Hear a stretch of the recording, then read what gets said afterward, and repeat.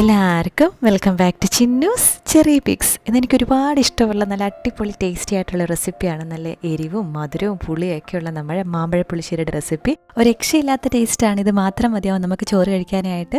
കൂടെ ഒരു മീൻ വറുത്തതോ കൊഞ്ച് വറുത്തതോ ചിക്കൻ വറുത്തതും കൂടെ ഒക്കെ ഉണ്ടെങ്കിൽ പറയുകയും വേണ്ട. അപ്പോൾ എനിക്ക് ഒരുപാട് ഇഷ്ടമുള്ള റെസിപ്പിയാണ്. നിങ്ങളൊക്കെ ട്രൈ ചെയ്ത് നോക്കുക.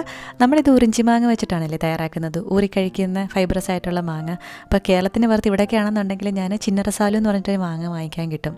നമ്മുടെ ഉറിഞ്ചി മാങ്ങ പോലെ തന്നെ ഫൈബ്രസ് ആയിട്ട് ഊറിക്കഴിക്കുന്നതാണ്. അപ്പോൾ അത് വെച്ചുണ്ടാക്കിയാലും നല്ല ടേസ്റ്റാണ്. നിങ്ങളുടെ നാട്ടിൽ അത് കിട്ടുമെന്നുണ്ടെങ്കിൽ അത് വാങ്ങിച്ചും ട്രൈ ചെയ്ത് നോക്കുക. അപ്പം നമുക്കിതെങ്ങനെ ഉണ്ടാക്കുന്നതെന്നുള്ളത് കാണാം.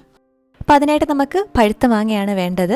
ഇങ്ങനെ തൊലി കളഞ്ഞ് നമ്മൾ എടുക്കുന്ന ഉറിഞ്ഞി മാങ്ങയില്ലേ, ചെറുതാണെന്നുണ്ടെങ്കിൽ 5-6 യൂസ് ചെയ്യാം. ഇതിപ്പോൾ അത്യാവശ്യം നല്ല വലിപ്പമുള്ളതാണ്, അപ്പം 3-4 എണ്ണം എടുക്കാം. നമ്മളിന്ന് അത്യാവശ്യം നല്ല ക്വാണ്ടിറ്റിയിലാണ് തയ്യാറാക്കുന്നത്. അപ്പോൾ ഇതിലേക്ക് നമുക്ക് എരിയുള്ള 4 പച്ചമുളകും കുറച്ച് കറിവേപ്പിലയും ചേർത്ത് കൊടുക്കാം. 1/4 ടീസ്പൂൺ മഞ്ഞൾപ്പൊടി ചേർത്ത് കൊടുക്കാം. 1/4 ടീസ്പൂൺ മുളക് പൊടി ചേർത്ത് കൊടുക്കാം. ആവശ്യത്തിന് ഉപ്പ് ചേർത്ത് കൊടുക്കാം. ആദ്യം നമുക്ക് ഈ മാങ്ങയൊന്ന് കുക്ക് ചെയ്തെടുക്കണം. ഞാനിവിടെ മൺചട്ടിയിലാണ് കുക്ക് ചെയ്യുന്നത്. നിങ്ങൾക്ക് ഇഷ്ടമുള്ള പാത്രം യൂസ് ചെയ്യാം. അപ്പോൾ ചെറുതായിട്ടൊന്ന് മുങ്ങിക്കിടക്കുന്ന പാകത്തിനാണ് നമ്മൾ വെള്ളം ചേർത്ത് കൊടുക്കുന്നത്. നല്ലപോലെ ഒന്ന് മിക്സ് ചെയ്തിട്ട് നമുക്കിത് അടുപ്പത്തോട്ട് മാറ്റാം. മാങ്ങ നല്ല വെന്ത് ഉടഞ്ഞു വരണം, അതുവരെ നമ്മളിതൊന്ന് കുക്ക് ചെയ്തെടുക്കണം. തുറന്ന് വെച്ചിട്ടാണ് നമ്മളിത് കുക്ക് ചെയ്തെടുക്കുന്നത്. അങ്ങനെയാകുമ്പോൾ ഈ വെള്ളമൊക്കെ ഒന്ന് വറ്റിയും കൂടി വരും, നല്ലൊരു കുറുകി കിട്ടും. അപ്പോൾ ഇടയ്ക്ക് നമ്മളിത് തിരിച്ച് മറിച്ചൊക്കെ ഒന്ന് ഇട്ട് കൊടുക്കണം. അപ്പം എല്ലാ സൈഡും നല്ല കുക്കായി കിട്ടും. ഒരു മീഡിയം ഫ്ലെയിമിൽ വെച്ചിട്ടാണ് നമ്മളിത് കുക്ക് ചെയ്തെടുക്കുന്നത്. അതുപോലെ തന്നെ നമ്മൾ കുറച്ച് എരിവോടുകൂടിയാണ് ഇത് തയ്യാറാക്കുന്നത്. അത്ര എരിവ് വേണ്ടാന്ന് വെച്ചാൽ 3 പച്ചമുളക് ചേർത്ത് കൊടുത്താലും മതിയാകും. അപ്പോൾ ഇടയ്ക്കിടയ്ക്ക് ഇങ്ങനെ ഇളക്കി കൊടുക്കുമ്പോൾ ഇതൊന്ന് ചെറുതായിട്ട് ഞാൻ ഉടച്ചു കൊടുക്കാറുണ്ട്. അങ്ങനെയാകുമ്പോൾ നമ്മുടെ ചാറിനൊക്കെ നല്ലൊരു കൊഴുപ്പും നല്ല ഒരു ടേസ്റ്റൊക്കെ കിട്ടും. അപ്പോൾ ഇതാ നല്ല വെന്തുടഞ്ഞ് വന്നിട്ടുണ്ട്. ഈ ഒരു പരുവം വരെ നമ്മൾ ഈ മാങ്ങയൊന്ന് കുക്ക് ചെയ്തെടുക്കുക.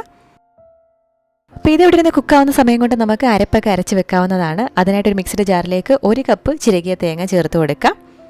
ഇതിലേക്ക് 3/4 ടീസ്പൂൺ ജീരകം ചേർത്ത് കൊടുക്കാം. 3/4 ടീസ്പൂൺ മുഴുവനത്തെയുള്ള കുരുമുളകും ആവശ്യത്തിന് ഉപ്പും ചേർത്ത് കൊടുത്ത് കുറേശ്ശെ വെള്ളം ചേർത്ത് നല്ല പേസ്റ്റ് പോലെ നമുക്കൊന്ന് അരച്ചെടുക്കാം. നമ്മൾ പുളിശ്ശേരിക്കൊക്കെ അരച്ചെടുക്കുന്ന പോലെ. ലാസ്റ്റായിട്ട് നമുക്കിതിലേക്ക് ഒരു പച്ചമുളകും കൂടി ചേർത്ത് ജസ്റ്റ് ഒന്ന് പൾസ് ചെയ്തെടുക്കണം. ഒറ്റ പൾസ് അടിച്ചാൽ മതിയാവും. ഒന്ന് ക്രഷ് ചെയ്തെടുത്തിട്ടുണ്ട്. അപ്പോൾ ഈ സമയത്ത് നമുക്ക് കുറച്ച് തൈരും കൂടി ഒന്ന് ഉടച്ച് മാറ്റി വെക്കാം. അധികം പുളിയില്ലാത്ത തൈരായതുകൊണ്ടും കുറച്ച് ക്വാണ്ടിറ്റിയിൽ നമ്മൾ ഉണ്ടാക്കുന്നതുകൊണ്ടും ഞാനിവിടെ 1/2 ലിറ്റർ കൂടാതെ ഒരു 2 നിറഞ്ഞ ടേബിൾ സ്പൂൺ തൈര് കൂടി എടുത്തിട്ടുണ്ട്. വലിപ്പമുള്ള 4 മാങ്ങ നമ്മൾ എടുത്തിട്ടുണ്ടായിരുന്നല്ലോ. 3 മാങ്ങ എടുക്കുന്നുള്ളൂ എന്ന് വെച്ചാൽ 1/2 ലിറ്റർ തൈര് എടുത്താലും മതിയാകും. അപ്പോൾ നമ്മളിത് ഉടച്ചെടുത്തിട്ടുണ്ട്. അപ്പോൾ നല്ല വെന്ത് വന്ന നമ്മുടെ മാങ്ങയിലേക്ക് നമ്മൾ നേരത്തെ അരച്ച് വെച്ച തേങ്ങയുടെ അരപ്പ് ചേർത്ത് കൊടുക്കുകയാണ്. ജസ്റ്റ് ആ ഒരു ജാറ് കഴുകി വെള്ളം കൂടി നമ്മൾ ചേർത്ത് കൊടുത്ത് നല്ലപോലെ ഒന്ന് മിക്സ് ചെയ്തെടുക്കാം. നമ്മുടെ തേങ്ങയുടെയും പച്ചമുളകിൻ്റെയൊക്കെ ആ ഒരു പച്ചച്ചുവ മാറുന്നിടം വരെ നമ്മളിതൊന്ന് ഒരു 3-4 മിനിറ്റ് മീഡിയം ലോ ഫ്ലെയിമിൽ വെച്ച് നമുക്കിതൊന്ന് തിളപ്പിച്ചെടുക്കാം. നമ്മൾ ടേസ്റ്റ് ചെയ്ത് നോക്കുമ്പോൾ തേങ്ങയുടെ ഒരു പച്ചച്ചുവയൊക്കെ മാറി കിട്ടണം. അപ്പോൾ നമ്മുടെ അരപ്പിൻ്റെ പച്ചച്ചുവ എല്ലാം മാറിയിട്ടുണ്ട്. ഇനി നമുക്ക് ഫ്ലെയിം ഓഫ് ചെയ്ത് വെച്ചിട്ട് ഇതിലേക്ക് അടിച്ചു വെച്ചിരിക്കുന്ന തൈര് ചേർത്ത് കൊടുക്കാം. ചട്ടിയുടെ ചൂട് കൊണ്ടിട്ടാണ് ഇതിങ്ങനെ തിളയ്ക്കുന്നത്. ചട്ടിയാണ് യൂസ് ചെയ്യുന്നുണ്ടെങ്കിൽ ഫ്ലെയിം ഓഫ് ചെയ്ത് വെച്ചിട്ട് ഇളക്കി വേണം നമ്മൾ തൈര് ചേർത്ത് കൊടുക്കാനായിട്ട്. നോൺ സ്റ്റിക്ക് ഒക്കെയാണ് യൂസ് ചെയ്യുന്നുണ്ടെങ്കിൽ തൈര് ചേർത്ത് കൊടുത്ത ഉടനെ തന്നെ നമുക്ക് ഫ്ലെയിം ഓഫ് ചെയ്ത് വെക്കാവുന്നതാണ്. നല്ലപോലെ ഒന്ന് മിക്സ് ചെയ്തെടുക്കുക. ഇനി നമുക്കിതിലേക്ക് കടുക് താളിച്ച് കൊടുക്കണം. കടുക് താളിക്കുമ്പോൾ നമ്മളതിലേക്ക് എക്സ്ട്രാ ഒരു കാര്യം ചേർക്കാറുണ്ട്. അപ്പോൾ അതിന് മുന്നേ ആയിട്ട് നമ്മുടെ ചാനൽ കാണാറുണ്ടെങ്കിലും നമ്മുടെ റെസിപ്പീസൊക്കെ ഇഷ്ടമാകാറുണ്ടെങ്കിൽ തീർച്ചയായിട്ടും സബ്സ്ക്രൈബ് ചെയ്യാനായിട്ട് മറക്കരുത്. ആ സൈഡിൽ കാണുന്ന ബെല്ലൈക്കൺ കൂടി ക്ലിക്ക് ചെയ്യുകയാണെന്നുണ്ടെങ്കിൽ പുതിയ വീഡിയോസ് ഇടുമ്പോൾ നോട്ടിഫിക്കേഷൻസ് ആയിട്ട് കിട്ടിക്കോളും.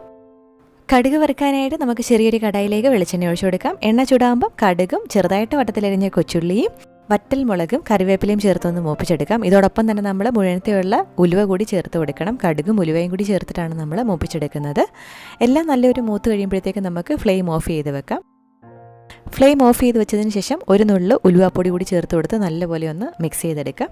ഇനി നമുക്കിത് കറിയിലേക്ക് താളിച്ചു കൊടുക്കാം.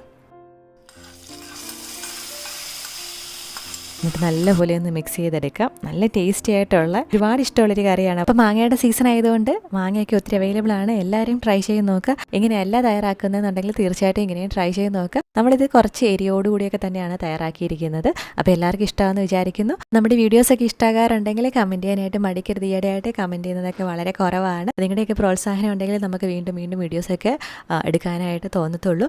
അപ്പോൾ എല്ലാവരും സേഫായിട്ടിരിക്കുക. പുതിയ റെസിപ്പി വീഡിയോ അല്ലെ വ്ളോഗായിട്ട് നമുക്ക് വീണ്ടും കാണാം. അതുവരേക്കും ബൈ.